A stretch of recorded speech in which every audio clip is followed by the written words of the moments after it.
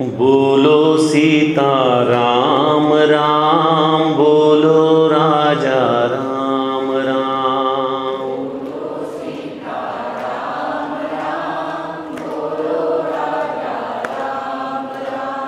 बोलो सीता राम राम, बोलो राजा राम राम।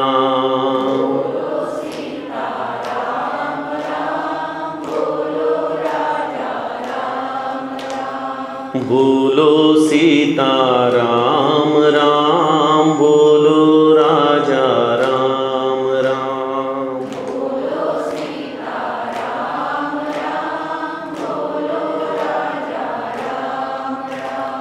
बोलो सीता राम राम, बोलो राजा राम राम। बोलो सीता राम राम, बोलो राजा राम राम।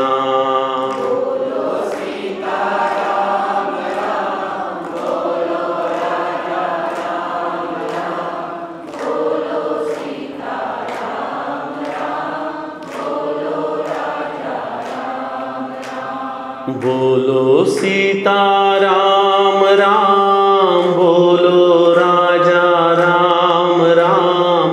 बोलो सीता राम राम, बोलो राजा राम राम।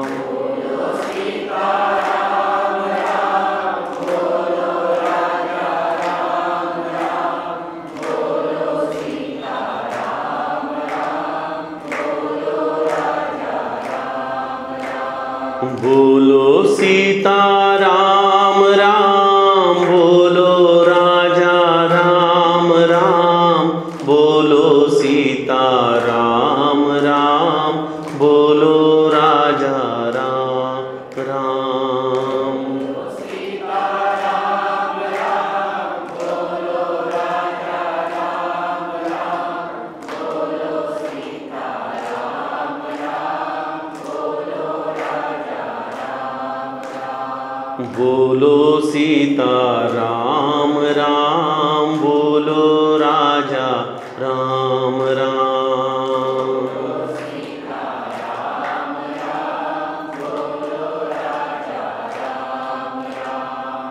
बोलो सीता राम राम, बोलो राजा राम राम।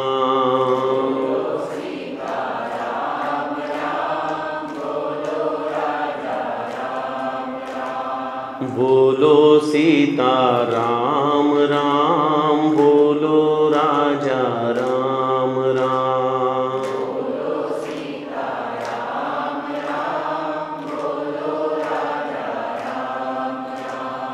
बोलो सीता राम राम, बोलो राजा राम राम।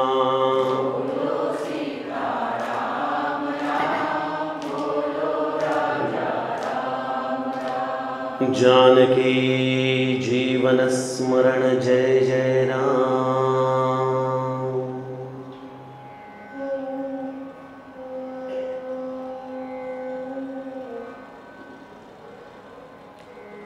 जय जय रघुवीर समर्थ।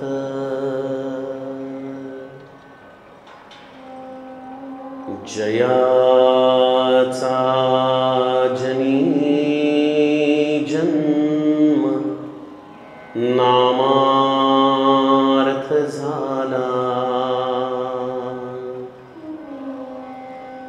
जयाने सदा वास नामात केला। जयाच्या मुखी सर्वदा नाम कीर्ती। नमस्कार त्या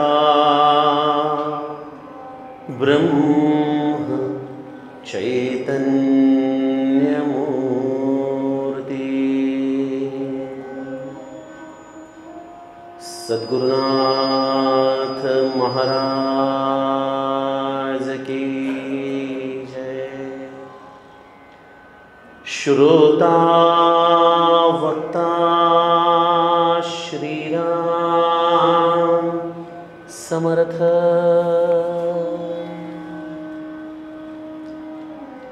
जय जय रघुवीर समर्थ।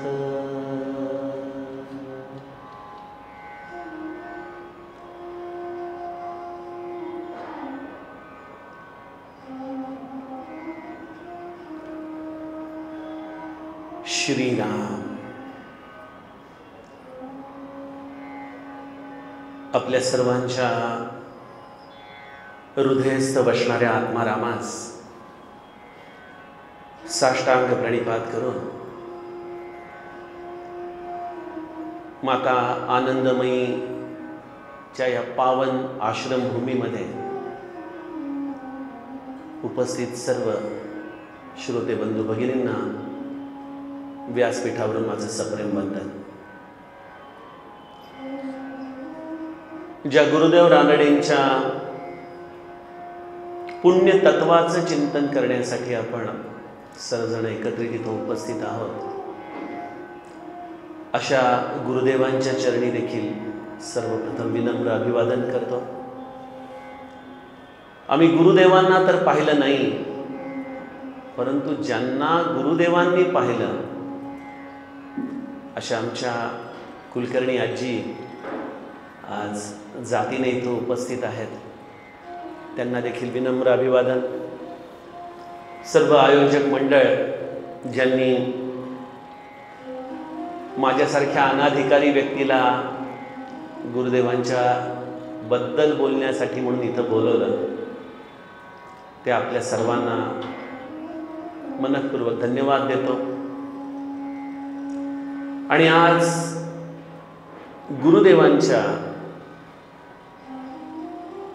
या तत्वचिंतनामध्ये त्यांच्याच इच्छेने, त्यांच्याच कृपेने, त्यांच्याच सामर्थ्याने थोडासा आपण ज्याला अवगाहन म्हणतात, ज्याला संस्कृतमध्ये मंचन म्हणतात, स्नान करण्याचा प्रयत्न आपण त्यांच्या तत्वविचारामध्ये करूया। सज्जनो, आम्हा वक्त्यांसाठी कधी कधी फार कठीण परीक्षा असतात। आज कदाचित श्रोते कमी आहेत, परंतु सगळे निष्णात आहेत, जाणकार आहेत। महाराज म्हणायचे ना, कधी कधी उत्सवाला लोक किती येतात यापेक्षा कशा प्रकारची लोक येतात ते महत्वाचं असतं। थोडी लोक यावीत, परंतु आपल्या गुरुच्या प्रेमाने भरलेली अशी आपण सर्व मंडळी आहात। आणि त्यांच्या समोर गुरुदेवांची ही तत्वविचार प्रणाली मांडण्याचं मी एक निमित्त या रूपाने बसलोय, त्यामुळे माझीही खऱ्या अर्थाने परीक्षाच आहे। आणि जेव्हा कुलकर्णी आजींसारख्या केवळ गुरुदेवांना जाणणारा नाहीत, तर त्यांच्या तत्वावरती आपलं जीवन समर्पित करणाऱ्या अशा योगिनी समोर असतात। सज्जनो, जेव्हा 2-3 महिन्यापासून ताईंचा फोन येत होता की एकदा तरी तुम्ही वेळ काढा आणि गुरुदेवांच्या या आम्हा सर्व साधक बंधू भगिनींना थोडंसं निरूपणाच्या माध्यमातून संवाद करण्याचा प्रयत्न करा। वेळेचं गणित जमत नव्हतं, परंतु शेवटी मग 10 फेब्रुवारीचा हा दिवस आम्ही 2 महिन्यापूर्वी ठरवला। गुरुदेव रानडेंचं तसं लिखित स्वरूपामध्ये चरित्र विस्तारपूर्वक तसा उपलब्ध नाही। मला आठवतं 2017 साली नाना केळकरांनी मला सांगलीला 3 दिवस गुरुदेवांच्या वरती बोलायला बोलवलं होतं। त्यावेळेला थोडंफार काही जुजबी साहित्य माझ्याकडे होतं, परंतु जेव्हा ते छोटंसं चरित्र वाचलं तेव्हा मला श्री गोंदवलेकर महाराजांच्या जीवनातला एक प्रसंग आठवला। महाराजांच्याकडे भाऊसाहेब फॉरेस्ट नावाचा एक आगळपगळ बोलणारा साधक होता। तर ते भाऊसाहेब फॉरेस्ट एकदा खूप मोठं बाळ महाराजांच्या समोर घेऊन आले। म्हणाले, महाराज हे वाचा। महाराज म्हणाले, काय आणलं बाबा हे? म्हणाले, महाराज तुमचं चरित्र मी सगळं लिहिलेलं आहे, हे चरित्र तुम्ही वाचा. महाराजांनी आपली पानं चाळली आणि एका टप्प्यावरती चक्क सगळी पानं फाडून टाकली. भाऊसाहेब म्हणाले, महाराज काय फाडण्यासारखं काय त्यात? महाराज म्हणाले, भाऊसाहेब फॉरेस्ट, अहो काय लिहिलंय संतांचं चरित्र तुम्ही? इथं गेले, तिथं गेले, तिथं गेले, तिथं गेले, काय जाणलं संताला तुम्ही? तुकाराम महाराज म्हणतात ना की देव पाहावयासी गेलो, देव होऊनची आलो. संताला जाणायचं असेल तर श्री ब्रह्मचैतन्य महाराज म्हणतात की थोडं तरी संतत्व आपल्यामध्ये असलं पाहिजे. हा सगळा अंतरयात्रेचा प्रवास आहे, हा भौतिक प्रवास नाही. त्यामुळे गुरुदेवांचं चरित्र सांगायचं झालं तर काय, जमखंडीला जन्म झाला, मॅट्रिक पर्यंतचं शिक्षण झालं, शंकरशेठ शिष्यवृत्ती मिळाली, पुण्यामध्ये डेक्कन कॉलेजमध्ये पुढचं शिक्षण घेतलं, पोस्ट ग्रॅज्युएशन करताना क्षयरोग निदान झाला. आपण सगळेजण जाणता. सांगलीला गेले, तिथून अलाहाबाद, तिथून निंबाळ. परंतु गुरुदेवांचं हे लौकिक चरित्र म्हणजे गुरुदेव आहेत का, हा खरा प्रश्न आहे. त्यांची आतली अवस्था जाणण्या इतके आम्ही निश्चित मोठे नाही, नो डाऊट.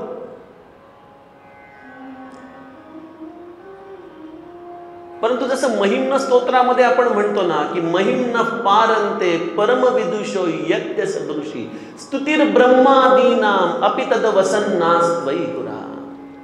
ब्रह्मदेवाला देखील ज्या महेशाची स्तुती करता येत नाही, पण यामुळं पुष्पदंत म्हणतो की जर त्याची स्तुती पोहोचत नाही तर मी देखील करायला काय हरकत आहे, माझी पोचणार नाही. त्यामुळं माझं नाव जरी रवी असलं तरी गुरुदेवांसारख्या रवीला या काजव्याच्या प्रकाशाने त्यांच्या अतींद्रिय अशा स्थितीला आपण अभ्यासलं पाहिजे. अन्यथा ही अशी व्याख्यानं 100 होतील. व्याख्यानं 2 प्रकारचे असतात. एक माहितीजनक व्याख्यानं आहेत की ज्याच्यामध्ये तास दीड तास तुमचं रंजन मी चांगलं करू शकीन, परंतु इथून टेक अवे काय घेऊन जाणार इथून? आणि जर त्यांच्या अंतरंगाचा एखादा कण जरी आपल्याला प्राप्त झाला तरी मला वाटतं हे योगिनीताईंनी आणि त्यांच्या सर्व सहकार्यांनी केलेल्या या वाकयज्ञाची काहीतरी फलश्रुती आम्ही बरोबर घेऊन जाऊ शकतो.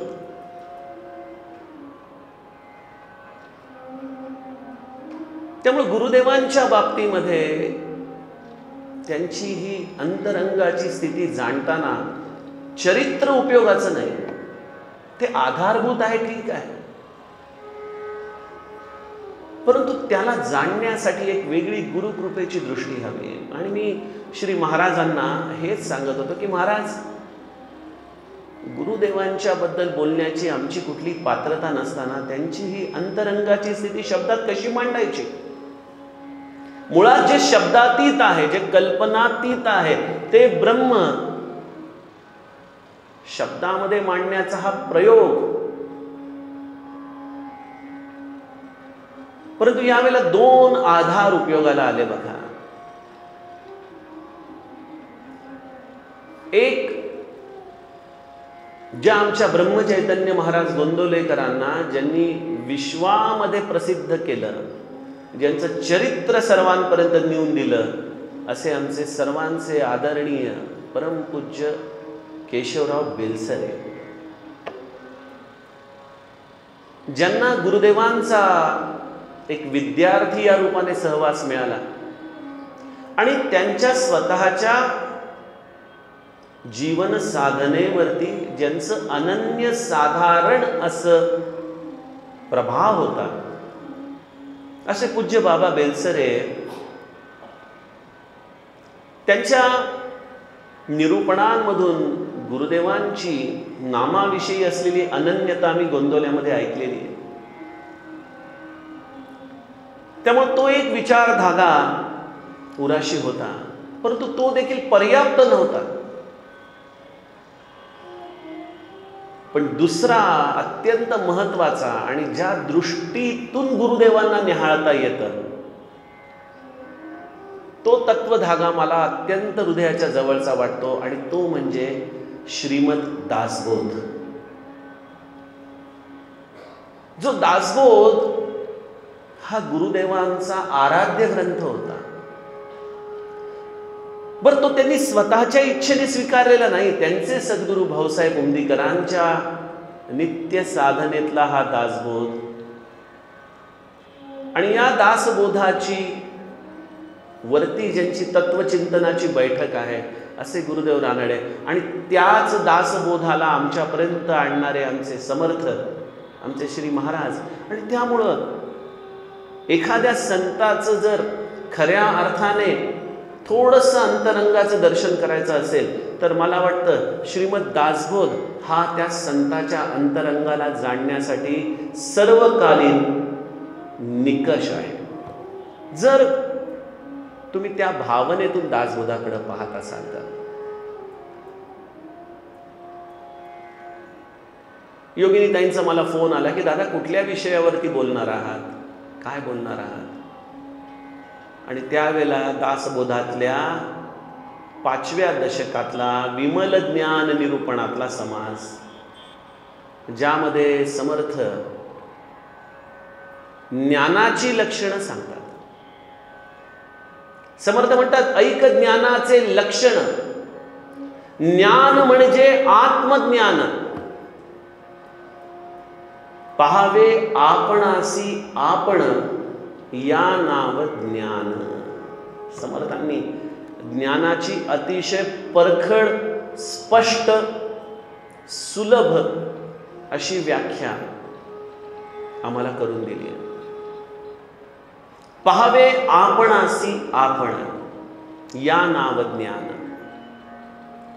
आणि त्यामुळं गुरुदेवांच्या अंतरंगीचं हे चरित्र जाणण्यासाठी समर्थांच्या याच ओवीचं चिंतन करावं असं मनामध्ये कुठेतरी स्फुरण आलं. आणि त्यांना स्वाभाविकपणे सांगितलं की पाहावे आपणासी आपण. आपण या छोट्याशा सूत्राचं चिंतन गुरुदेवांच्या या आत्मस्थितीला जाणण्यासाठी म्हणून करूयात. बघा, पाहावे आपणासी आपण म्हणता क्षणी तुमच्या डोळ्यासमोर काय येतो? कशाला म्हणायचं पाहावे आपणासी आपण?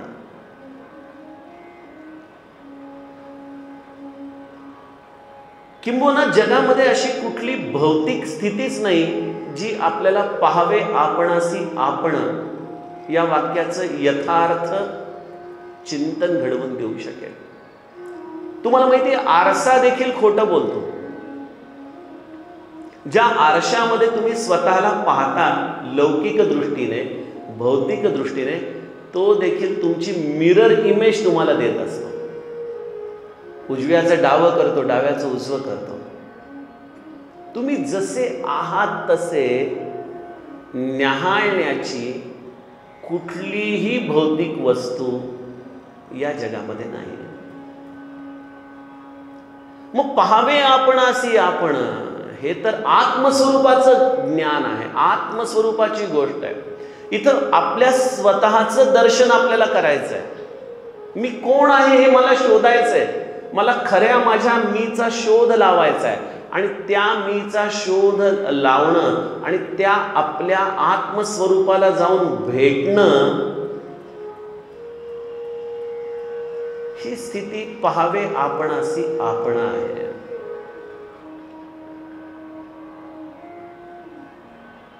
आता पाहावे आपणासी आपण या संज्ञेबद्दल बोलताना देखील कदाचित ज्ञान नावाची गोष्ट आपल्याला हे दुधारी शास्त्रासारखी फसवू शकते. श्री गोंदवलेकर महाराज म्हणायचे, संतांबरोबर राहण्याचे फायदे म्हणा किंवा तोटे म्हणा, तो एक तोटा असा असतो की वेदांत पोपटासारखा बोलता येतो. पाहावे आपणासी आपण या नाव ज्ञान हा सिद्धांत शब्दाच्या आधाराने मी सांगू शकतो.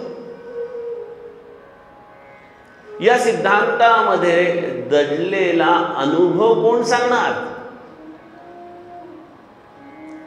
अहम ब्रह्मास्मी समर्थ म्हणतात हे महावाक्य आहे, पण या महावाक्याचा जप करू नका, त्या महावाक्याला अनुभवा. अहम ब्रह्मास्मी.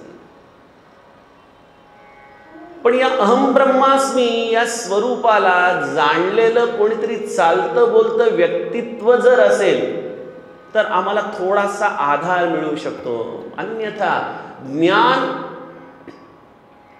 हे शब्द मायाजाळ आहे, त्यामध्ये आम्ही सहज हरवून जाऊ शकतो.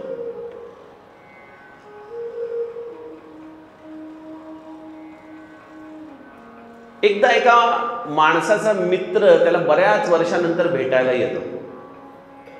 जुना मित्र लहानपणीचा. आणि ते दोघं मित्र बोलत असताना त्यांचा मुलगा घरातला बाबांना भेटायला तो. बाबा ओळख करून देतात, अरे आम्ही शाळेत असताना एकत्र होतो बरं का. अरे म्हणे तुला लहानपणी जिलेबी किती आवडायची रे म्हणे, गरम गरम जिलेबी फार आवडायची तुला. हो म्हणाला, अरे खूप दिवस झाले तुझ्यावर जिलेबी नाही खाल्ली. मुलाला म्हणतात जा पळत जा कोपऱ्यावरती हलवाईकडून गरम गरम जिलेबी घेऊन ये. बघ कढईतली जिलेबी थेट पाहिजे बघ, बिलकुल गार झालेली नको. मुलगा वडिलांची आज्ञा शिरसावन्य मानतो, धावत हलवाईकडे जातो. कढईतली जिलेबी जशीच्या तशी घेऊन वडिलांकडे येतो. मित्र पहिली जिलेबी उचलतो आणि खाताच तोंडातून घास बाहेर काढतो. अरे काय म्हणे काय म्हणे बाबा तुम्ही सांगितलं त्याप्रमाणे केलं. कढईतली जिलेबी मी पाकातही टाकू दिली नाही, तशीच घेऊन आलो. तुम्ही म्हटला होता ना. सज्जनो, ज्ञान हे असं आहे, जर ते अनुभवाच्या पाकामध्ये मुरवलं नाही तर ते कोणाच्या उपयोगाला येत नाही, कोणी खाऊ शकत नाही. मोठे मोठे ग्रंथ असतात विद्वत्तापूर्ण, परंतु काय उपयोग त्याचा आपल्याला.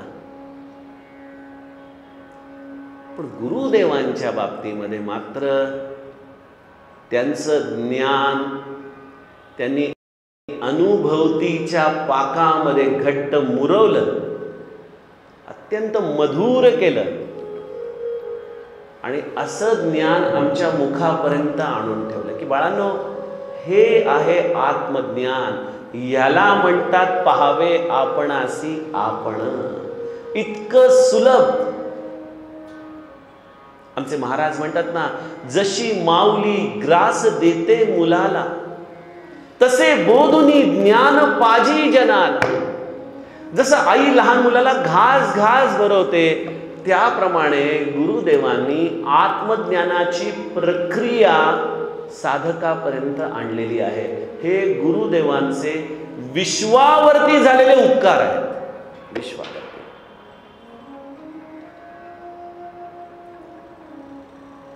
त्यांना उगीच परमार्थ पाणिनी नाही म्हणत. पाणिनी जो व्याकरणकार आहे, व्याकरणाचा जनक आहे, खरं तर शब्द सगळेच बोलतात, पण शब्दाच्या मागे दडलेलं व्याकरण हे ज्याला कळतं त्यालाच त्या शब्दांचा खऱ्या अर्थाने बोध होऊ शकतो. पाणिनीने व्याकरणाच्या माध्यमातून शब्दांचा बोध आम्हाला दिला. गुरुदेवांनी आत्मसाक्षात्कार या शब्दाच्या आतमध्ये दडलेलं व्याकरण साधकांपर्यंत आणलं आणि त्या व्याकरणाच्या माध्यमातून अनेक लोकांना त्या स्थितीपर्यंत ते घेऊन गेले. काय मुख्य फरक आहे माहिती गुरुदेवांच्या चरित्रामध्ये आणि इतर संतांच्या चरित्रामध्ये? जरी ती स्थिती एकच असली, ज्याला माझे श्री महाराज म्हणतात रामाची भेट, ज्याला अद्वैत तत्वज्ञान म्हणतं की आत्मसाक्षात्कार, त्यालाच माझे समर्थ म्हणतात पाहावे आपणासी आपण. पण गुरुदेवांच्या चरित्रामध्ये आणि इतर संतांच्या चरित्रामध्ये एक छोटीशी रेषा जाते की गुरुदेवांनी त्या आत्मसाक्षात्काराच्या स्थितीला शब्दामध्ये आणून आमच्या समोर ठेवला. रोकडी प्रचिती ज्याला म्हणतात, समर्थ ज्याला रोकडी प्रचिती म्हणतात, त्या शब्दांमध्ये आणून त्यांनी ठेवलं. मूळतः त्यांचं तत्वज्ञान हे साक्षात्काराला एका अतिशुद्ध कल्पनेच्या रूपामध्ये स्वीकारतात आणि इतर संत साक्षात्काराला कल्पनातीत अवस्था म्हणतात, मनातीत अवस्था म्हणतात. हे मुख्य संतांच्या सांगण्यामधला हा भेद नाही म्हणता येत, परंतु गुरुदेवांनी ते आत्मज्ञान आमच्या मुखापर्यंत आणून ठेवलं. आम्हाला एक विश्वास मिळवून दिला जगण्याचा, की बाळांनो, जर तुम्ही या पद्धतीने जगला, हे मार्गक्रमण केलं, तर तुम्हाला देखील तुमच्या आयुष्यामध्ये या स्थितीचा अनुभव येऊ शकतो. हा विश्वास त्यांनी आम्हाला दिला बघा. आणि या विश्वासाला पायिक होण्याचा प्रयत्न आम्ही खऱ्या अर्थाने करतोय. समर्थांनी बघा मनोबोधामध्ये एक फार सुंदर श्लोक रचलेला आहे. समर्थ म्हणतात, खरे शोधिता शोधिता शोधता है, मना बोधिता बोधिता बोधता है, परी सर्वही सज्जनाचे नियोगे, बरा निश्चयो पाविजे सानुरागे. खरे शोधिता शोधिता शोधता है, मना बोधिता बोधिता बोधता है. जर तुम्ही आयुष्यामध्ये आत्मज्ञान मिळवण्याचा खरा प्रयत्न केला, तर याच अवस्थेमध्ये येणोची काळे तुमच्या मनाला ते सत्य अनुभूतीला येतं. हे गुरुदेवांचं प्रांजळ तत्वज्ञान या मनोबोधाच्या भूमिकेवरती अवलंबून आहे. सज्जन, आम्ही त्या दृष्टीने प्रयत्न करत नाही. ही खरं तर सद्गुरूची शोकांतिका म्हणायला हवी, की ज्यांनी परमार्थ पाणिनी या रूपाने आम्हाला परमार्थाचं सगळं व्याकरण दिलं, एक ब्ल्यूप्रिंट करून दिला, की बाळांनो, या मार्गाने जा, याच जन्मामध्ये तुमचं कल्याण होऊ शकतं. पण किती जण तयार होतात? किती जण त्या शास्त्रशुद्ध अभ्यासासाठी समर्पित करायला तयार होतात? हा खरा प्रश्न आहे.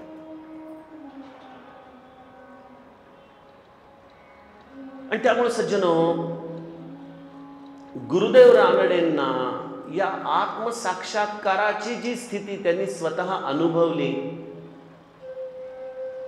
त्या स्थितीमध्ये आम्हाला जर आज जायचं असेल, जिथं आम्हाला खरं तर गुरु घेऊन जाण्यासाठी तत्पर आहे, इच्छुक आहे, त्या स्थितीला जाण्यासाठी गुरुदेवांच्या अंतरंगामध्ये एक पंचसूत्री नांदत होती. 5 सूत्र.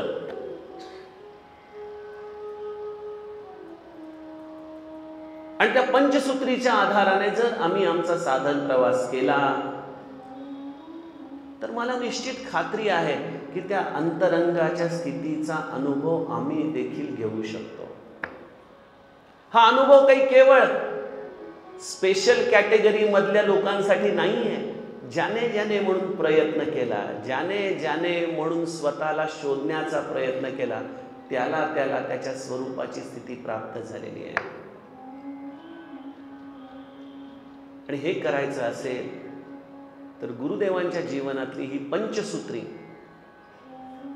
सज्जनो आम्हाला नीट समजून घेतली पाहिजे.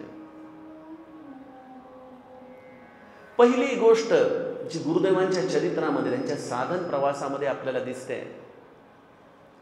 ती म्हणजे भगवंताला जाणण्याची परम जिज्ञासा. हा त्यांच्या जीवनाचा अविभाज्य घटक होता. परम जिज्ञासा. कोण आहे तो?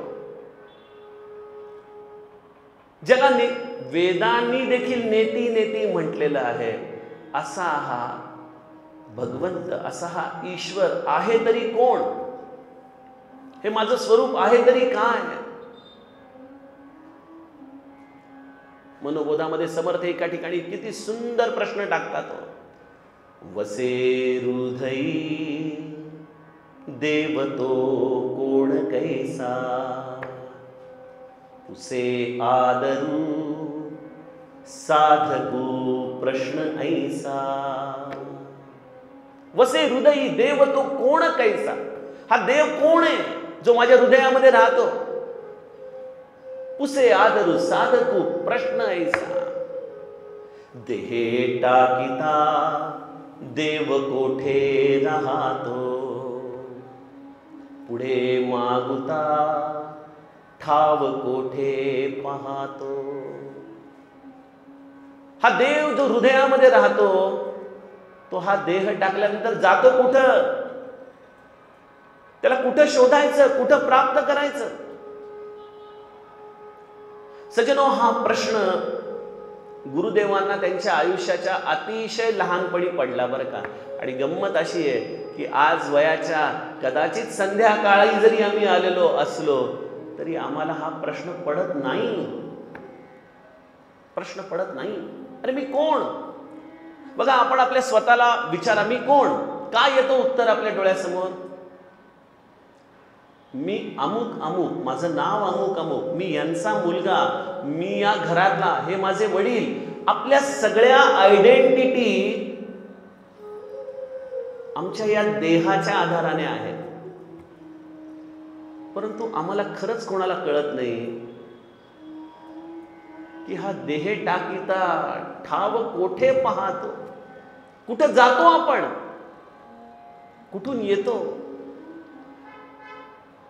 या जन्माची प्रक्रिया काय आहे, मृत्यूची प्रक्रिया काय आहे, या ईश्वराने हे जे विश्व मांडलंय त्याचं प्रयोजन काय आहे, ही जिज्ञासा सज्जनो आमच्या मनामध्ये येत नाही.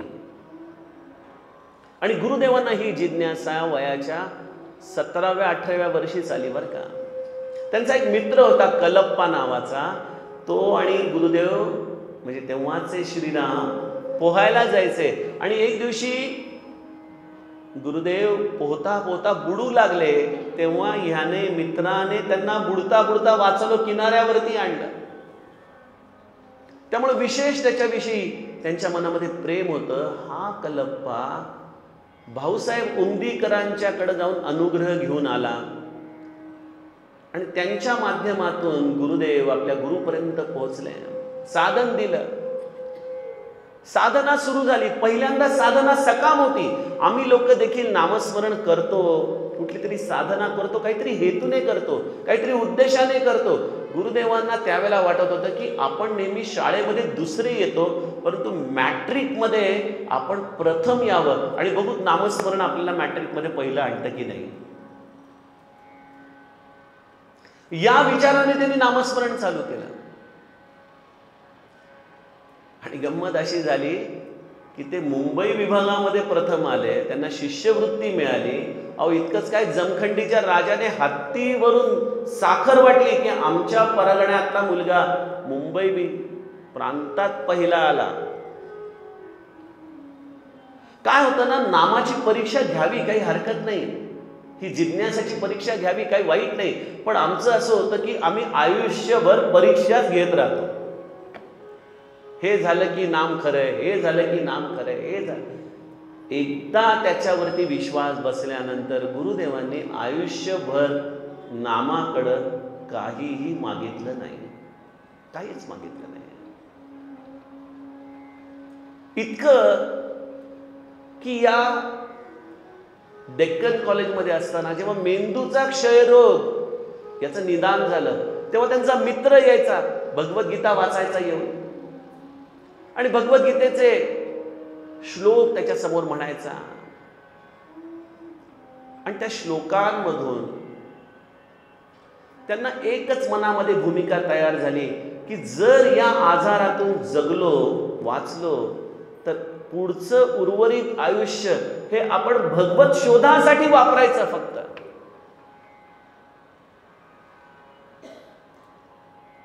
म्हणजे नामस्मरणातून आपल्याला काहीतरी देहव्याधी दूर होण्यापेक्षा जर ही देहव्याधी दूर झाली तर ज्याने आम्हाला वाचवलं तो कोण आहे याचा शोध घेण्यासाठी आयुष्य आपण खर्च करायचं. ही जिज्ञासा वृत्ती सज्जनो. आणि आज आमच्या परमार्थाचा प्रवास खऱ्या अर्थाने सुरूच होत नाही. कारण संत काकुळतीने येऊन सांगतात, अहो मनुष्य जन्माचं ध्येय काय, का जगता, कशासाठी जगताय, काय साधायचंय. बघा त्या वैकुंठामध्ये जाऊन लाईन लागलेली असते. कोरोनाच्या काळामध्ये तर फोन करून स्लॉट बुक करावा लागत होता. आलोय तसं चाललोय, अरे कशासाठी आलो, काय साधायचंय. मला भगवत प्राप्तीसाठी म्हणून जगायचंय, ही जिज्ञासा आमच्या मनामध्ये काही केल्या उपलब्ध होत नाही, तयार होत नाही. मग आपण म्हणाला आहोत ते भगवत शोध वगैरे हे सगळं मोठ्या लोकांच्या गोष्टी आहेत. आम्ही आपले पोट भरू लोक, आम्हाला काय गरज आहे याची. आत्मसाक्षात्काराची मला गरज आहे का. हा काही ऑप्शनल कोर्स आहे का, काय वाटतं आपल्याला. बघा एखाद्याला गायन शिकायचं आहे, नाही शिकला तरी काही फरक पडत नाही.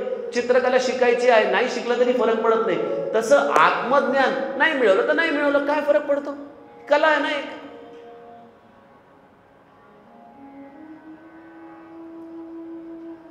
याची दोन उत्तर आहेत सज्जनो. एक, आदि शंकराचार्य म्हणतात त्याप्रमाणे पुनरपि जननम पुनरपि मरणम पुनरपि जननी जठरे शयनम भज गोविंदम भज गोविंदम. अरे किती वेळा पुन्हा पुन्हा त्या जन्माला यायचं, किती वेळा पुन्हा पुन्हा हाच संसार थाटायचा, पुन्हा पुन्हा तेच सगळं, पुन्हा हीच नोकरी, पुन्हा हेच संसाराची भ्रांत. अरे कुठं तरी याला अंत येऊ द्या. कंटाळा येत नाही का आम्हाला याचा. असं वाटत नाही का की यातून सुटकारा व्हावा. आणि जर सुटकारा व्हावा असं वाटत असेल तर समर्थ म्हणतात, असो ऐसे बहुतची गेले परंतु एकची राहिले, जे स्वरूपाकार झाले आत्मज्ञानी. अरे जे आत्मज्ञान मिळवतात तेच मृत्यूवरती विजय मिळवतात, अन्यथा मृत्यूवरती विजय मिळवता येऊ शकत नाही. तुम्ही इथं राजा व्हा नाही तर रंक व्हा, मृत्यूवरती विजय मिळवता येत नाही. त्याला केवळ एकच मार्ग आहे, आत्मज्ञान. का गुरुदेव काकुळतीने सांगतात आम्हाला, का कट्ट्याचा नेम करा म्हणतात, कशासाठी, का साधनेला बसवतात दररोज. कारण तुम्ही त्या शोधापर्यंत खरे शोधिता शोधिता शोधताय, मना बोधिता बोधिता बोधताय. अरे ते शोधा, आपली वस्तू सापडून घ्या.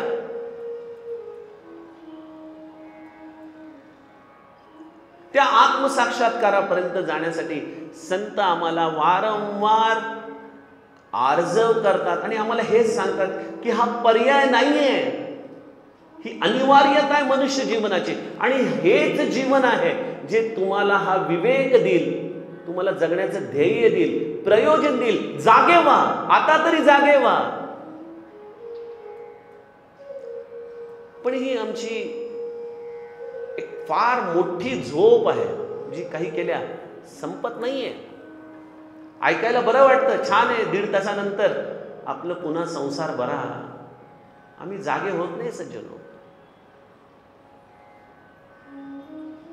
रमण महर्षी म्हणायचे ना, किंवा जे कृष्णमूर्ती पण म्हणायचे, वी नेव्हर चेंज. आम्ही बदलत नाही. आम्हाला ते डोक्यावरून पांघरून घेऊन राहण्यातच आनंद वाटतो. आम्हाला नाही बदलायचं. आम्हाला नकोय तो राम, असेल तो मोठ्यांचा, आम्हाला नको.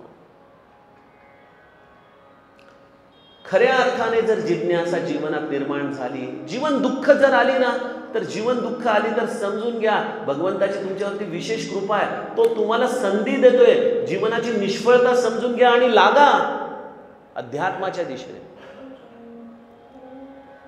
की जीवन दुःख वळवा भगवंताकडे, ही जिज्ञासा निर्माण करा. तो कोण आहे.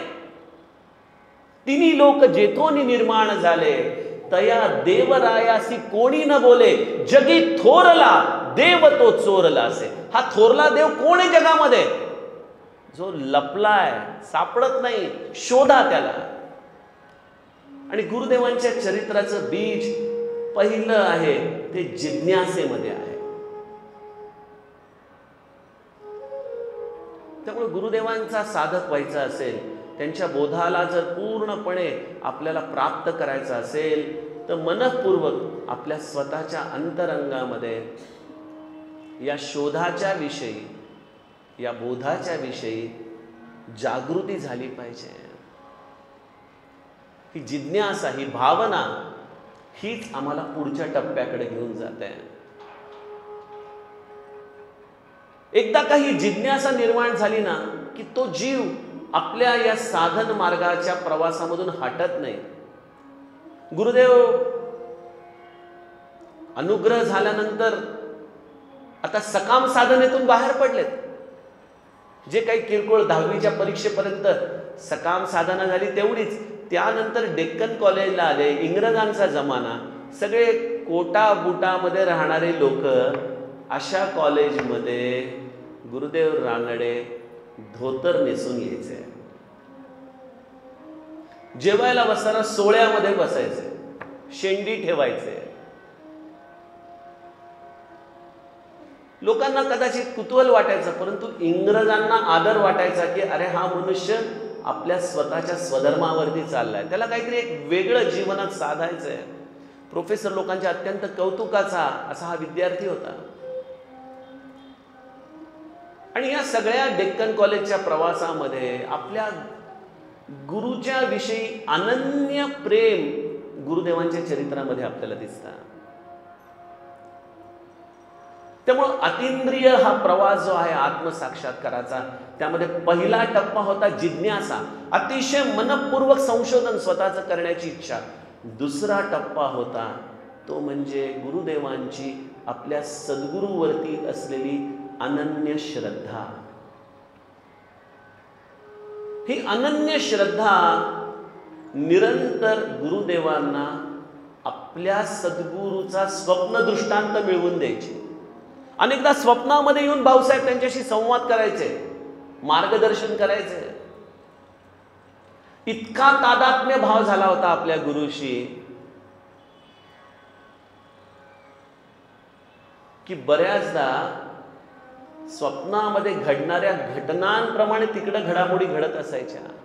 आणि त्यामध्ये शेवटची गोष्ट 1914 साली घडली, ती म्हणजे भाऊसाहेब ज्या गादीवरती बसायचे, आपले सद्गुरू ज्या गादीवरती बसायचे, ती गादी गुरुदेवांना स्वप्नामध्ये रिकामी दिसली.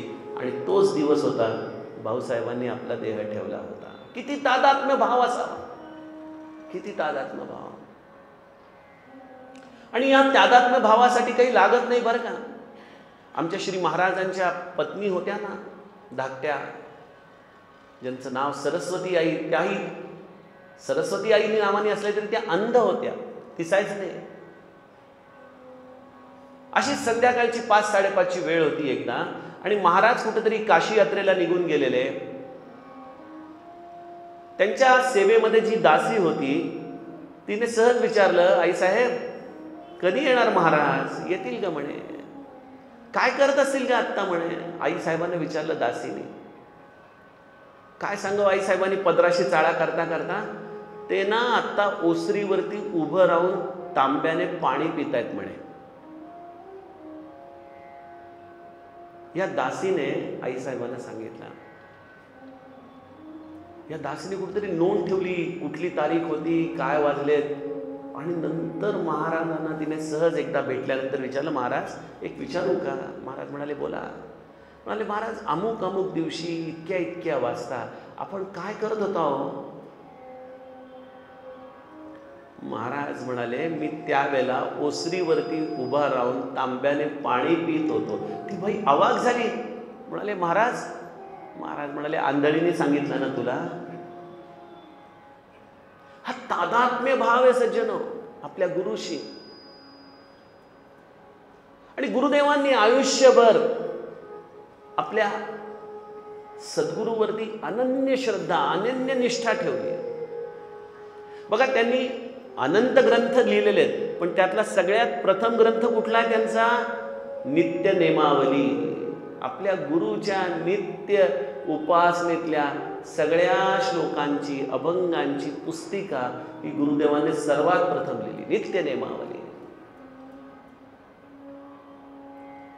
इंचगिरीलाच त्यांना खरं राहायचं होतं, परंतु रेल्वे स्टेशन पासून ते लांब पडत होतं, म्हणून त्याच्याजवळ निंबाळला तिथं राहून आपल्या गुरुच्या सावलीमध्ये निरंतर साधना करणं, त्याचा आठव ठेवणं. सज्जनो आत्मसाक्षात्कार ही जरी स्वतः प्राप्त करायची गोष्ट असली तरी भरताचा आदर्श नेहमी ठेवावा. भरत रामाला अयोध्येला परतताना एकच म्हणाला की 14 वर्ष आता तू मला अयोध्येचं राज्य सांभाळ म्हणतोयस, परंतु हा भरत एकटा सांभाळू शकणार नाही, त्याला अवलंबन दे. आणि रामाने भरताला आपल्या पादुकांचं अवलंबन दिलं. त्या पादुकांवरती भरताने जीवापाड प्रेम केलं. सज्जनो, त्या पादुकाच भरताला सांभाळत होत्या आणि भरत त्या पादुकांवरती आपलं संपूर्ण जीवन समर्पित करत होता. परमार्थामध्ये आत्मसाक्षात्कारासाठी आपल्या गुरुवरती जीव ओवाळून टाकता यायला पाहिजे. कापुराची वाती उजळली ज्योती, ठाईच समाप्ती झाली जैसी. आपल्या गुरुदेवांच्या संप्रदायामध्ये कापराच्या वडीचं विशेष महत्व आहे. काय आहे निदर्शक? त्या कापुरासारखं आपण आपल्या स्वतःचं अस्तित्व संपून टाकावं आणि सुगंधाने भरून जावं. बघा, ही अहंता संपवायची असेल तर अवलंबन एकच आहे, गुरु. गुरु गुरु आणि गुरु हा तेवढ्या प्रमाणातच जीवनात उतरतो जेवढी तुमची जिज्ञासा आहे. बघा, एका ब्रह्मानंदांच्या आयुष्यामध्ये महाराज पूर्णपणे उतरले. आमच्या आयुष्यात का नाही उतरतो? कारण आमचं गुरुतत्व म्हणजे घर, बंगला, गाडी, पैसा, अडका, चांगलं मिळणं, हीच गुरुकृपा आम्ही धरलेली हो. आमची गुरुकृपेची व्याख्याच इतकी संकुचित झालेली आहे. त्यामुळे महाराज म्हणतात, बाळांनो, तुमच्यासाठी तेवढंच ठीक आहे, पण ज्याला हा ब्रह्मानंद जाणून घ्यायचा आहे, काय आहे हा आत्मसाक्षात्कार? बघा, या आत्मसाक्षात्काराची गंमत काय माहिती का, की आम्ही आयुष्यभर सुखासाठी लालायित आहोत, आनंदासाठी लालायित आहोत. आम्हाला आनंद हवा आहे. आम्हाला असं वाटतं की अरे, हा संसार म्हणजेच आनंदाचं खाण आहे. याच्यामध्ये राहणं, हसणं, बागडणं, मुलांबरोबर आनंद व्यक्त करणं, हेच आनंद आहे. आनंद काय वेगळा? परंतु आम्हाला अजूनही खरा आनंदच माहीत नाही. हे संत आम्हाला आनंदाची सर्वोत्तम अवस्था प्रदान करायला तयार आहेत. बघा तर खरं त्या आत्मसाक्षात्काराची एक झुळूक तर अनुभवून बघा. तो सच्चिदानंद आहे.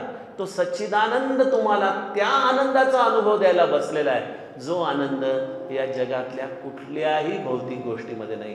तो आनंद हा गुरु आम्हाला द्यायला तयार आहे. घ्यायला कोण तयार आहे हा प्रश्न आहे. महाराज म्हणायचे, मला तुमची झोळी फाटूस तर तुम्हाला द्यायचंय, पण तुम्ही मला देऊच देत नाही. मला जे द्यायचंय ते तुम्ही घ्या, मग तुम्हाला लक्षात येईल की गुरु काय देतो. आणि त्यासाठी एकच करावं, आपलं मागणं बंद करून टाकावं. गुरुच्या ठाई निष्ठा म्हणजे काय? जीवनाची सगळी सूत्र गुरुच्या हातामध्ये देणं. आता मी तुझा झालेलो आहे, मला कळत नाही, तुला कसं ठेवायचं असेल ते ठेव, तुला जे योग्य वाटतंय ते तू कर. आपण त्याला आता अमुक अमुक व्हावं, अमुक अमुक करावं, हे मागणं आपण सोडून देणं म्हणजे गुरुचं होणं आहे. बघा,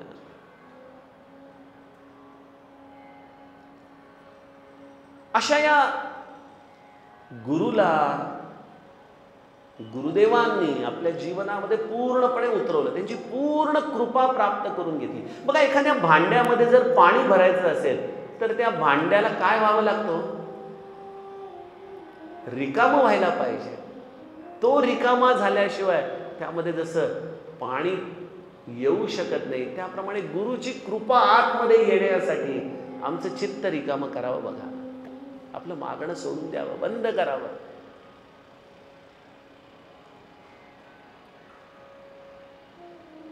त्यामुळे पहिली गोष्ट आहे जिज्ञासा.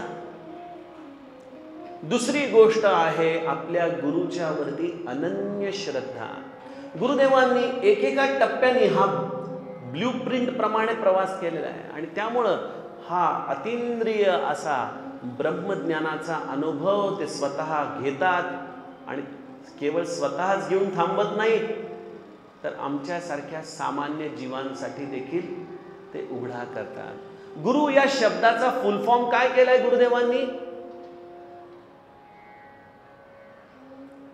जो देवाचे गुप्त रूप दाखवतो तो गुरु. गुप्त रूप गुरु. जो देवाचं गुप्त रूप दाखवतो तो गुरु. ज्याने हे बहुजनांसाठी उघडं करून टाकलं द्वार. लुटा मला. महाराज म्हणायचे मला गोंदवल्याला लुटा. इथं येऊन आम्हाला लुटणं म्हणजे भात आमटीच्या पलीकडे कळालंच नाही. इथं येऊन लुटा मला. हा आनंद घेऊन जा.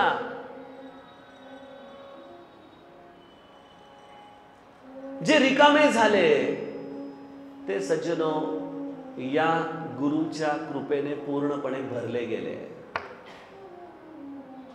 आणि हे तुम्हालाही शक्य आहे. हे तुमच्या बाबतीत देखील होऊ शकतं. तिसरा टप्पा आहे गुरुदेवांच्या जीवनामध्ये आणि तो म्हणजे साधनेच्या वरती अपार निष्ठा. अपार निष्ठा.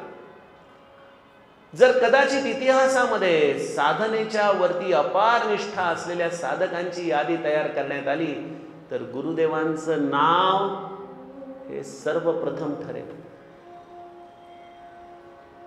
गुरुदेवांचं चरित्र म्हणजे साधन आहे. संपूर्ण जीवन साधनेने भरून गेलेलं आहे.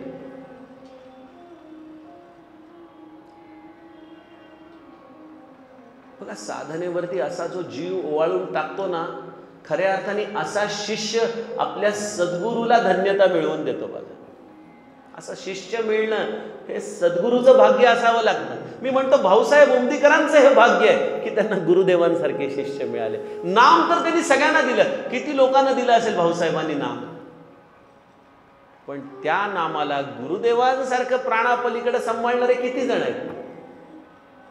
आणि हे श्री महाराज म्हणायचे, जे नाम मी तुम्हाला दिलं तेच मी ब्रह्मानंदांना दिलं. ब्रह्मानंदांनी त्या नामाला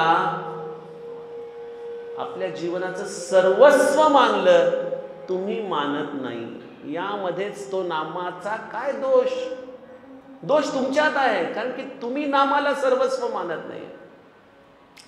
मला असं वाटतं की या सगळ्या गोष्टी इंटरलिंक आहेत. बघा, जिज्ञासा असेल, खरी जिज्ञासा असेल तर गुरु शोधत येतो. घर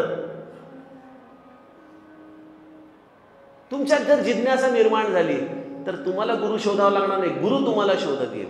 आणि जर तुमची गुरुवरती अनन्य निष्ठा असेल तर तुम्ही साधनेला कधी सोडणार नाही. या सगळ्या गोष्टी हार ओवल्यासारख्या आहेत एकात एक. आम्ही एका बाजूला म्हणायचो हो आम्ही दररोज आरती करतो, सगळं करतो, पण गुरुनी सांगितलेलं आम्ही करत नाही, बाकी सगळं करतो. बघा, एखाद्या डॉक्टरनी प्रिस्क्रिप्शन लिहून द्यावं, आपण जाऊन मेडिकलच्या दुकानातून औषधं घ्यावीत आणि 4 दिवसांनी परत डॉक्टरने विचारावं कसं वाटतंय, नाही हो बरं वाटत. औषधं हे काय म्हणे, भरलेली तशीच आहेत सगळी, घेतलीच नाहीत औषध. औषधच जर घेतलं नाही थेंब थेंब तर बरं कसं वाटायचंय. सज्जनो, गुरुने आम्हाला नाम दिलं, साधन दिलं, त्यासाठी लागणारे हे अवजार दिलं, पण जर आम्ही ते जसंच्या तसं छान ठेवून दिलं, वापरलंच नाही, तर यामध्ये ते नाम कसं होणार आमच्या आयुष्यामध्ये. नामावरती गुरुदेवांनी अपार निष्ठा ठेवली. तुम्हाला माहिती आहे, गुरुदेवांनी 1st class, 2nd class, 3rd class हे साधकाचे वर्ग सांगितले. ते प्रोफेसर होते ना.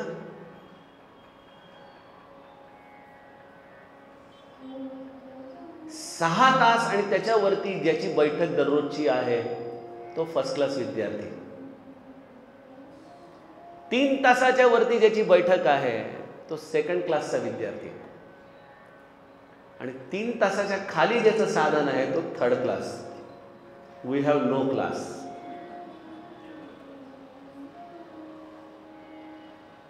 जर आपण खरंच आपल्या गुरुला मानत असू तर त्यांनी दिलेल्या या निकषामध्ये आम्ही कुठं जातोय. आपण म्हणतो आहोत त्यांना वेळ होता हो भरपूर, आम्हाला कुठं वेळ आहे, सकाळी उठून कामाला जायचं, हे करायचं ते करायचं. अहो, अलाहाबाद युनिव्हर्सिटीचं व्हाईस चान्सलर होणं हे काही साधं काम आहे का. मग हे विधान तरी पहिले मागं हटवून घ्या की त्यांना काही काम नव्हतं. गुरुदेव रानडे हे एक असं चरित्र आहे ज्यांनी लौकिक आणि पारलौकिक या दोन्ही उंची गाठून दाखवल्या आम्हाला. दोन्ही एकच उंची नाही गाठली. त्यामुळे मला हा पांढऱ्या कपड्यातला महात्मा भगव्या कपड्यातल्या महात्म्यांपेक्षा देखील उजवा वाटतो. कारण त्यांनी सांसारिक लौकिक या सगळ्या गोष्टींना न्याय दिला आणि पारलौकिकतेची उंची आम्हाला गाठून दाखवली.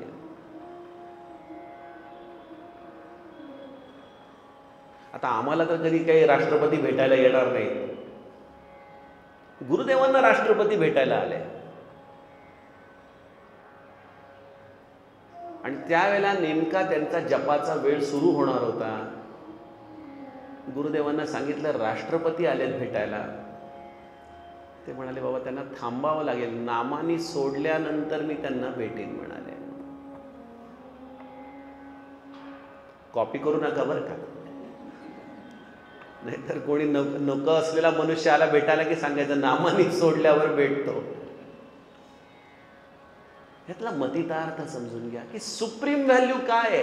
पूज्य बाबांच्या बोलण्यामध्ये नेहमी हा शब्द असायचा, सुप्रीम व्हॅल्यू. सुप्रीम व्हॅल्यू जीवनामध्ये माझी सुप्रीम व्हॅल्यू काय आहे. गुरुदेवांनी त्यांच्या जीवनामध्ये नामस्मरणाला सुप्रीम व्हॅल्यू दिली. आम्ही देत नाही. का देत नाही नामस्मरणाला सुप्रीम व्हॅल्यू? मी तुम्हाला प्रश्न विचारतो, तुमच्यापैकी खरोखर मनापासून असं किती जणांना वाटतं की नामस्मरणाने देव भेटतो?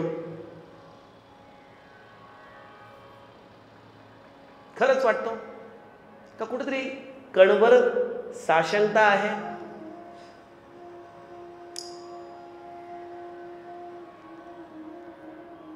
आता कसं आहे, गुरुदेवांची फिलॉसॉफी ही सगळी तर्कशुद्ध आहे, लॉजिकल आहे. मी पण विचार करत होतो की नामाने देव भेटतो हे तर्कशुद्ध पद्धतीने कसं सांगता येईल.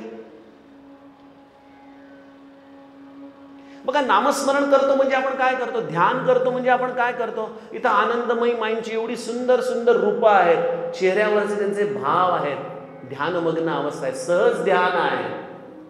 काय आहे ते? काय आहे नामस्मरण?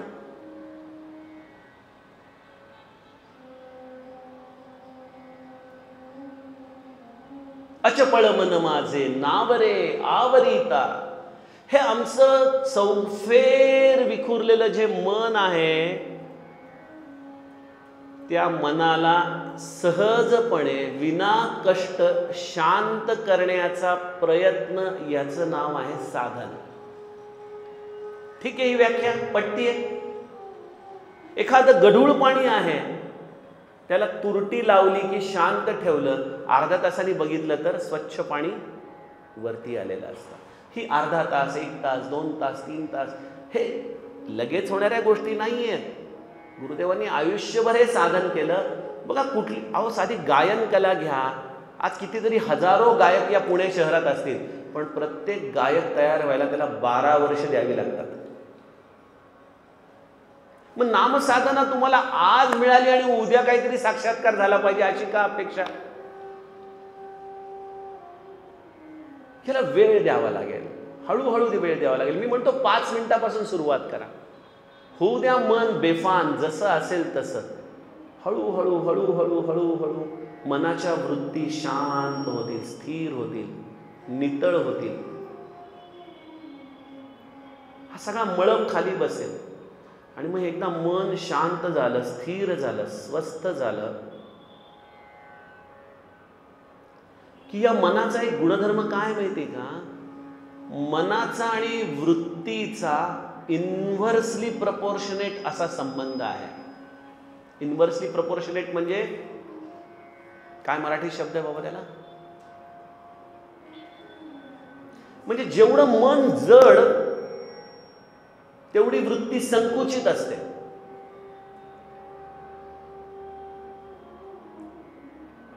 ते नाही का कीर्तनकार सांगतात बघा, एक व्यक्ती मरायला आलाय आणि के के असं तोंडातून ओरडतो. मुलाला वाटतं वडिलांना बहुतेक कृष्णाची आठवण येते म्हणून तो कृष्णाला घेऊन येतो वडिलांजवळ मूर्तीला. अरे म्हणे ते नाही, अजूनही काहीतरी बोलायला लागतं. म्हणतात काय बाबा, अरे केरसुणी गाय खाते किराणा मालातली दुकानातली, उचल लवकर म्हणे. ती सांगण्याचा उद्देश असा की आमचं मन हे सगळं प्रपंचामध्ये असं लिप्तंय.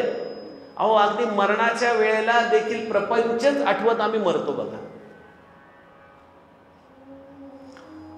हे मन साधनेने आम्ही जितकं सूक्ष्म करू शकू तेवढी आमची तशी वृत्ती व्यापक होऊ लागते. हे दोन परस्पर विरोधी गोष्टी आहेत. वृत्ती व्यापक होते म्हणजे काय, आम्ही सहिष्णू व्हायला लागतो. जीवनाकडे एका उदात्त भावनेने आम्ही बघायला लागतो. ही आमची अहंता जी आहे ना, ती अहंताच आमची वृत्ती संकुचित करत असते. साधनेने काय होतं, अहंता विरळ पाहू लागते. अहंता जशी विरळ पाहू लागते, वृत्ती तशी व्यापक होऊ लागते. आणि वृत्ती जशी व्यापक होऊ लागते,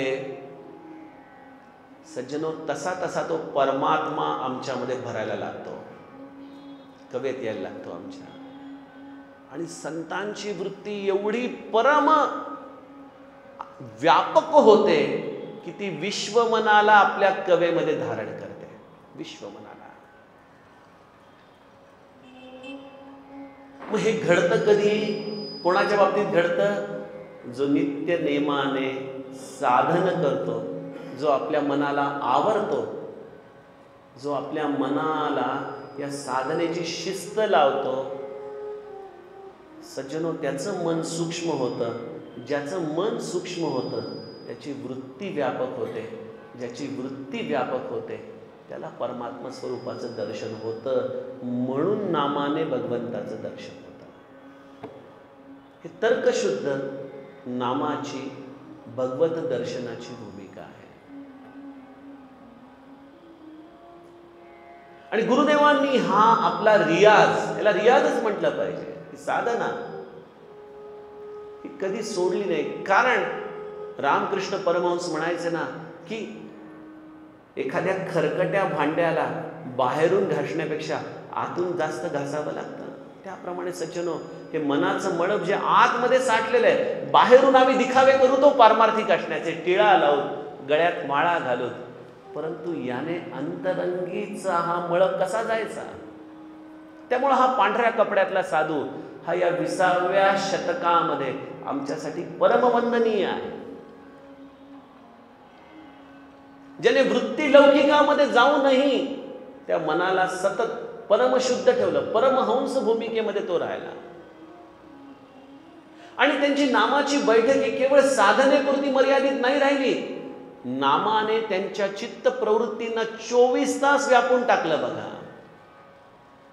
ज्याप्रमाणे रामकृष्ण परमहंसांना संध्याकाळी बगळ्यांची आकाशात उडणारी माळ समाधीचा अनुभव द्यायची, त्याप्रमाणे गुरुदेव रानडेंना जीवनातली कुठलीही गोष्ट समाधीमध्ये घेऊन जायची, सहज समाधीमध्ये.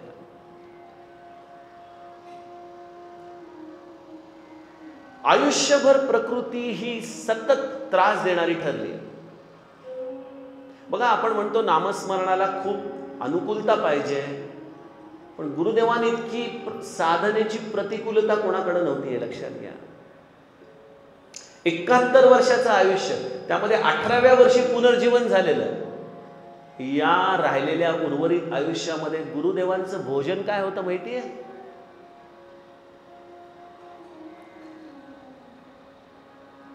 आमटीचं वाटीभर पाणी, एवढ्यावरती गुरुदेव आपला गुजारा करत होते. भाकरी नाही, भाकरीचा पापुद्रा, आमटीची डाळ नाही, फक्त पाणी. आणि त्यांना थोडासा पापड लागायचा, त्याचा एक तुकडा, एवढंसं सगळं कालवायचं. 4-5 घास व्हायचे, त्याच्यातले 2 घास फक्त खायचे. सतत प्रकृती अस्वस्थ असायची. त्यामध्ये युनिव्हर्सिटीचं सगळं काम सांभाळायचं. आणि एवढं सगळं करून आपल्या साधनेची बैठक चुकू द्यायची नाही. ही धारणा जोपर्यंत दृढ होत नाही तोपर्यंत कसं होऊ शकेल? त्यामुळे जर आत्मज्ञान आम्हाला खरंच हवंसं वाटत असेल तर सज्जनो, गुरुने दिलेल्या नामावरती अनन्यसाधारण निष्ठा, विदाउट एनी एक्सक्यूज.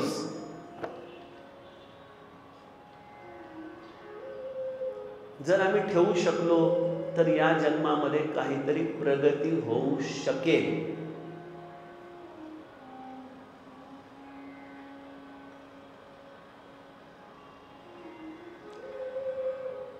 त्यामुळं नामसाधना हा गुरुदेवांच्या अंतरंगीच्या प्रवासाचा प्राण होता. ते स्वतः सर्व साक्षी अवस्थेमध्ये नामस्मरण करायचे.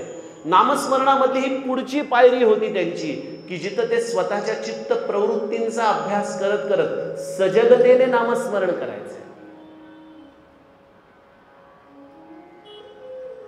त्यामुळे गुरुदेवांच्या जीवनातली चौथी जी मला या 5 सूत्रांपैकी चौथी अवस्था सापडते आणि ती म्हणजे गुरुदेवांचं अतिसूक्ष्म असं तत्वचिंतन. अतिसूक्ष्म. आम्ही सगळी मंडळी नामस्मरण करतो. आमचे विचार जर आपण नामस्मरण करत असताना अभ्यासले तर आम्ही काय विचार करत असतो? आजच्या काळामध्ये तर आम्ही नामस्मरणाला इतकं सोपं केलं की मोबाईल बघत बघत ही जपाची माळ फिरत असते. चित्रपट बघता बघता जपाची माळ फिरत असते. झाला बाबा एकदाचा जप दररोजचा. नामासाठी नाम.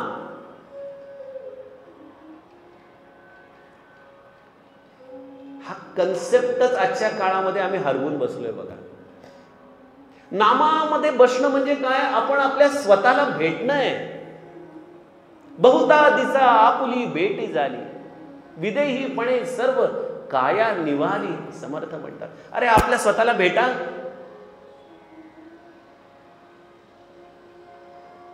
हा चित्त प्रवृत्तीचा मळब येऊ द्या वरती जोर जोरात. त्याला बघत राहा साक्षीत्वाने. तो हळूहळू हळूहळू हळूहळू येणारा सगळा मळब दूर होतो आणि मग आपल्याला आतमध्ये चित्त प्रवृत्तींमध्ये आतमध्ये उतरायची संधी मिळते. तेवढा वेळ शांतपणे स्वतःला द्यायला आम्ही आज तयार आहोत का? मग त्यासाठी पूज्य बाबा म्हणायचे, त्यांच्या मनाची शक्ती या पुस्तकामध्ये वाक्य आहे का आनंद साधनेमध्ये मला नक्की आठवत नाही, परंतु पूज्य बाबा म्हणायचे, मी नामाची ज्योत घेऊन माझ्या चित्तामध्ये उतरायचं. नामाची मशाल पेटवायचं. आणि नामाची मशाल पेटवून जसं आपण एखाद्या जुनाट घरामध्ये जावं आणि त्या जुनाट घरामध्ये त्या भिंतींवरती या मशालीचा प्रकाश पाडून जसं तिथं असलेली घाण बघावी, त्याप्रमाणे पूज्य बाबा म्हणायचे, मी फेकला जायचो लांब. नामाची मशाल घेऊन आत उतरल्यानंतर मला वाटायचं अरे काय हे.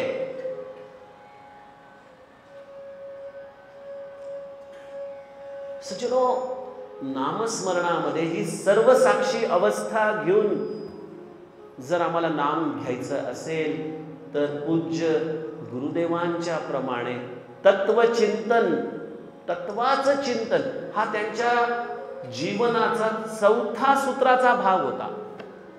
अतिशय सूक्ष्म तत्वचिंतन होतं त्यांचं, अतिशय सूक्ष्म.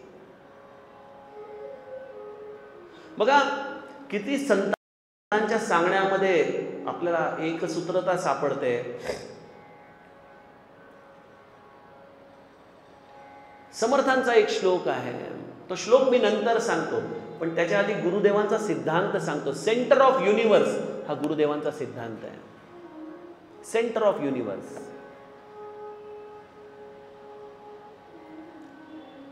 मनोबोधामध्ये एक दुसरा श्लोक आहे, त्याचे पहिलं चरण आहे, नसे अंत आनंत संतापुसावा. ज्याला अंत नाही असं हे ब्रह्मांड आहे, अनंत पसरलेलं आहे ब्रह्मांड. गुरुदेव रानडे एकदा क्रिकेटची मॅच बघत होते पुण्यामध्ये, आणि क्रिकेटची मॅच सगळ्यांचं लक्ष कुठं असतं? पिचवर. बॅट्समन बॉलिंग करतो, बॅटिंग करतोय बॅट्समन आणि बॉलर टाकतो, त्या भागावरती सगळ्यांचं लक्ष केंद्रित असतं. ते विचार करू लागले की जसं हे सर्कल आहे क्रिकेटचं ग्राउंड, त्याप्रमाणे हे ब्रह्मांड देखील एक मोठं सर्कल आहे. मग याचा केंद्रबिंदू काय? What is the centre of universe? आणि झालं, ती क्रिकेटची मॅच बघत असताना अचानक त्यांना भाव समाधी लागली. किती वेळ त्या समाधीमध्ये गुरुदेव असतील माहीत नाही, पण त्यातून त्यांनी जो निष्कर्ष काढला तो शब्दातीत आहे. तो निष्कर्ष काय त्यांनी निष्कर्ष काढला? The centre of the universe is everywhere, but there is no circumference to the universe. विश्वाचा केंद्रबिंदू प्रत्येक ठिकाणी आहे, प्रत्येक ठिकाणी, पण विश्वाला परिघ नाही.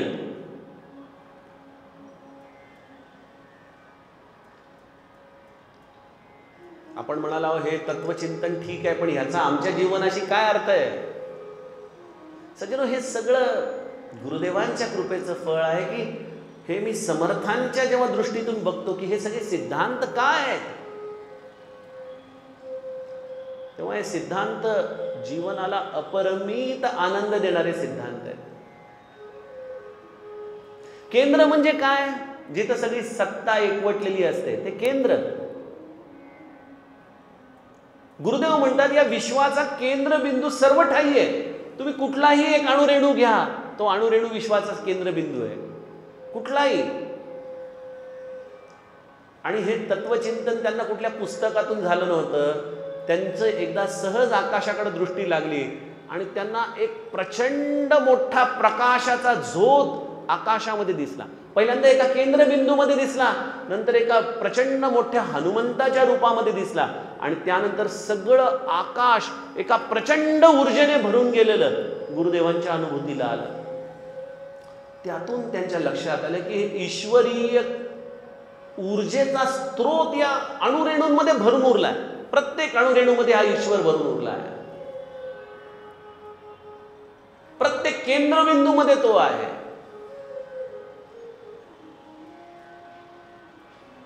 आणि मग त्याला आमच्या समर्थांनी मनोबोधामध्ये समर्थन करताना श्लोक लिहिला.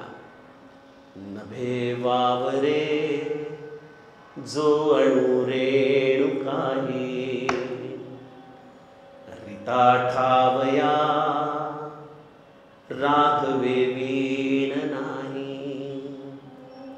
तया पाहता पाहता तेची झाले,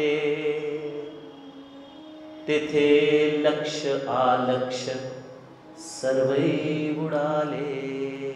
नभी वावरे जो अणुरेणू काही, रिता ठावया राघवे वीण नाही. प्रत्येक केंद्रबिंदूमध्ये समर्थांना माझा राघव दिसतोय. गुरुदेवांना या विश्वाच्या प्रत्येक केंद्रबिंदूमध्ये ऊर्जा दिसतीये. काय फरक आहे दोघांमध्ये?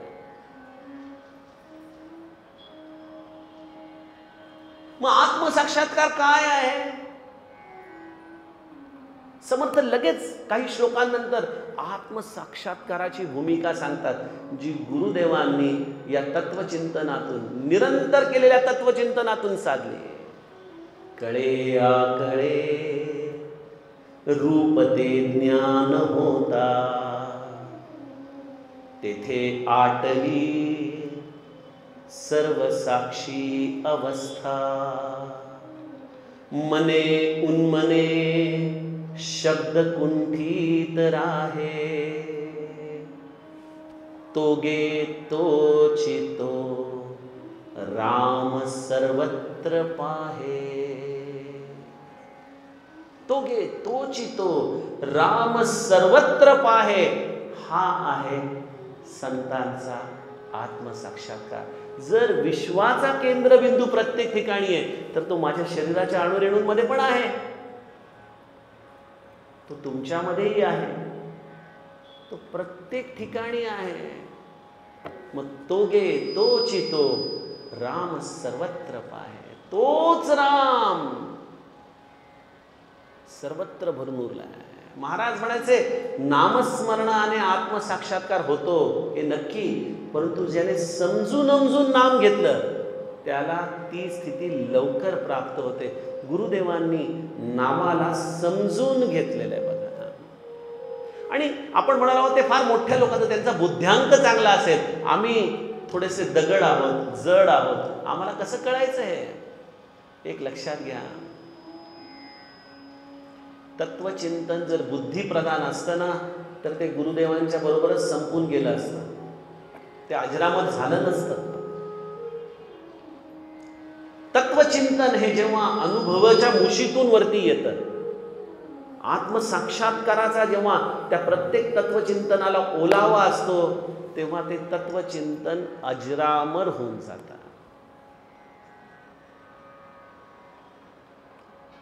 आणि गुरुदेवांवरती, समर्थांची असलेली, विचारांवरती असलेली ही छाप माझ्यासारख्या सामान्य जीवाला अतिशय मोहित करून टाकते की अरे किती साधर्म्य आहे. ज्याला आपण जड बुद्धिप्रधान चिंतन म्हणतो ते नाही, गुरुदेवांनी त्या तत्वचिंतनाला समर्थांच्या भाषेलाच आधुनिक पद्धतीने मांडलेलं आहे. त्यामुळे सज्जनो, तत्वचिंतन, मी कोण आहे याचा शोध नामस्मरणामध्ये निरंतर करत राहणं, हा भाग हा अत्यंत महत्वाचा आहे.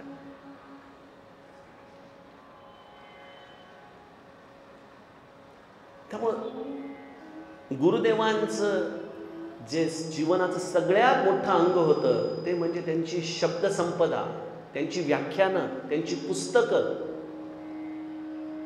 ही सगळी पुस्तकं, व्याख्यानं म्हणजे केवळ रंजन नाहीये, त्या महानुभवानी आपला अनुभव शब्दांमध्ये आमच्या समोर मांडला, ही त्याची आमच्यावरती असलेली करुणा आहे. बघा, आज ते तसं समजून उमजून आम्ही करायला तयार होत नाही, हे त्यांच्या पोटी आलेलं दरिद्री बालकाचं लक्षण आहे.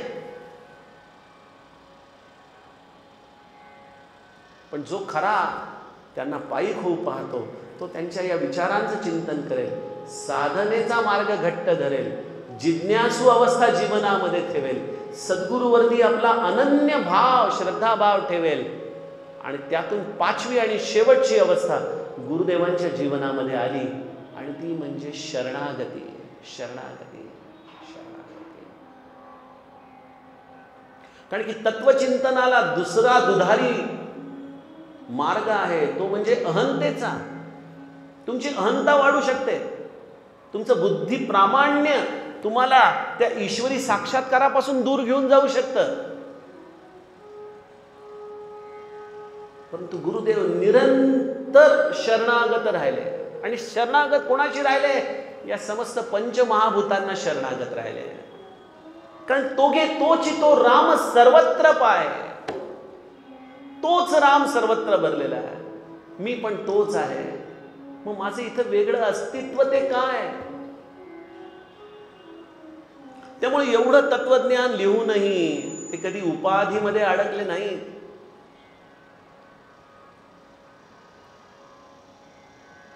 समर्थ म्हणतात, करी वृत्ती जो संत तो संत जाणा, दुराशा गुणे जो नव्हे दैन्यवाणा, उपाधी देहे बुद्धी ते वाढविते. ही उपाधी आहे, ती देह बुद्धीला वाढवणारी असते. परी सज्जना केवी बांधू शकेते, पण सज्जनाला मात्र ती कधी बांधू शकत नाही. गुरुदेव रानड्यांना 2 गोल्ड मेडल मिळाली. आर्ट्सचं त्यांचं ग्रॅज्युएशन चालू असताना, तेव्हा त्यांचा मित्र म्हणाला, ती दोन्ही गोल्ड मेडल घाल, तुझा एक फोटो काढतो. यावरती गुरुदेव त्या वयामध्ये काय म्हणाले, मी काय बेंदुराचा बैल आहे का म्हणे पोळ्यातला फोटो काढून घ्यायला. उपाधी देहे बुद्धी ते वाढविते. लौकिकामध्ये ते कधी रमलेच नाहीत.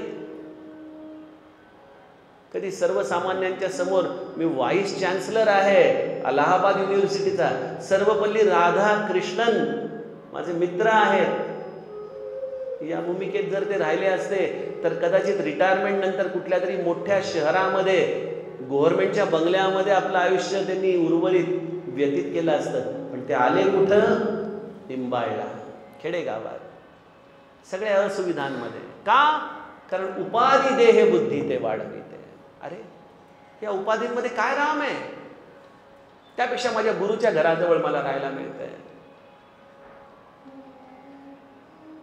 सर्वपल्ली राधाकृष्णनांचं एक फार सुंदर वाक्य आहे गुरुदेवांच्या बद्दल. ते म्हणतात, we teach philosophy, Gurudev lives philosophy. आम्ही शिकवतो, ते जगतात. आणि हे भारताचं वैभव आहे की एक असा संत आम्हाला मिळाला जो आमची भाषा जाणतो, जो आधुनिकतेला जाणतो, आणि हे सगळं करत असताना जो सनातन तत्वविचार आम्हाला नवीन भाषेमध्ये आणून समोर ठेवतो.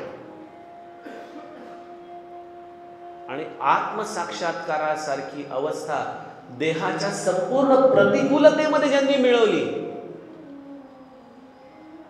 जीवनाच्या सर्व स्वकर्मांना न्याय देताना ज्यांची मनोभूमिका आत्मज्ञानापासून ढळली नाही, असे गुरुदेव, असे संत आम्हाला आमच्या जीवनामध्ये प्राप्त झाले. असे या भूलोकावरती ईश्वरीय अवतार इथं आले